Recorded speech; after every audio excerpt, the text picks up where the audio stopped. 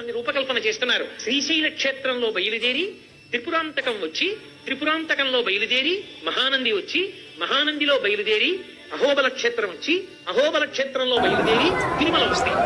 ఈ మధ్యలో ఉన్నటువంటి కొండలు పరమ పావనమయ్యా నంది మండలము అది ఎలా ఉంటుందో ఒక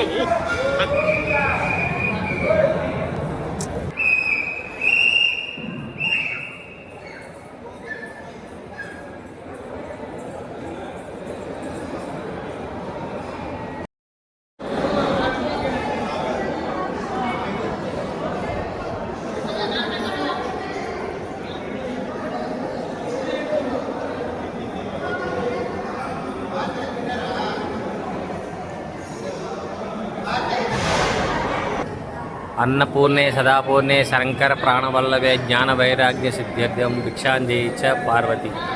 అన్నదాన భవనంలో భక్తుల కోసం సిద్ధంగా పరిచిన అన్నప్రసాదం మరికొద్దిసేపట్లో ప్రారంభమవుతుంది.